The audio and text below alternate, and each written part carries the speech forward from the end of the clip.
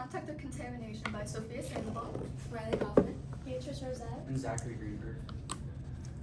The critical concern with space travel is contamination. If foreign microbes or chemicals are introduced, there may be irreversible damage to ecosystems, and because these ecosystems are foreign, we may not understand how to fix the issues caused. That's why it's so important that we monitor our footprint and maintain strict protocols on other planets.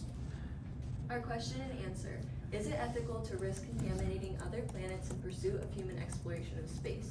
We believe that it is not ethical to contaminate foreign celestial bodies, even if it's in pursuit of space exploration. This is because there are many more cons than pros when it comes to space exploration, like damages to human life, damages to extraterrestrial life, and extreme costs in prevention of contamination. Our resolution to Riley's question: limited but efficient missions, stricter laws regarding ethical dilemmas, and monitor our extraterrestrial footprint. In order to inhabit these extraterrestrial planets, terraforming will have to take place. Terraforming is the artificial transformation of an entire planet in order to suit human needs. Terraforming deeply violates planetary integrity since it alters the physical and chemical properties, destroying all the organisms on the planet. In addition to this, terraforming would also cause uncontrollable and unpredictable climate shifts. As NASA astrobiology states, alien life is not ours to mess up. Even microscopic organisms can show paths to evolution, and if we damage these evolutions, we won't be able to study them. And that's why it's so important that we respect the possibility of new life by protecting and fostering the growth of new life and not destroying or altering it to an artificial state. Assimilate extraterrestrial organisms. Foreign objects will cause severe damage to these organisms, and as shown on this picture, it's forward and backward contamination, which is when materials from other planets are transferred to Earth or vice versa. Invasive species will result in expenses for agriculture, health, and ecosystems, as Ricardo said from Planetary Biosecurity. Missions to neighboring worlds could disrupt extraterrestrial life, from a Wired article. Blood volume. The body reduces overall blood volume, no longer has to fight in gravity.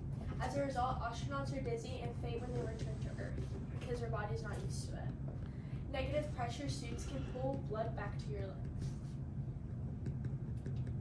In order to decrease the low blood volume stated by Beatrice, humans would have to be genetically modified, and these modifications will allow humans to survive hard conditions and not worry about their bodily functions. But however, this raises a major ethical concern and is likely not plausible due to our current technology and the sheer cost that it would take. Bone densities. Astronauts lose to 1 to 2% of their bone mass a month. By Dowd, he states that if your body's not moving and using your muscles every day because of gravity, you lose it. Specialized treadmills simulate weightlifting but do not completely negate its effects. Risk of fractures increase when bone density decreases. Strict hygiene protocols. Having strict hygiene protocols is extremely expensive but necessary for space exploration. This graph shows the efforts to remove contamination in space. The costs increase as time increases, and hygiene protocols are required on missions but are expensive for long distances, as noted by the Pediatric Infectious Disease Journal. Sterilization, testing, and certifications increase mission costs, as Dibos said. Space travel is also very expensive. This includes damages and the profits lost via fishing and agricultural damages. Similarly to what Riley said earlier, vital hygienic products cost a very, very high price to implement and very high investments to maintain. As you can see in the diagram, as of 2013, NASA spends nearly $17 billion a year in space travel. By now, this price has risen to around over $25 billion. This is money that can be spent on improving healthcare, education, transportation, but rather it's being used to be sent to space and not helping the average person. Thank you.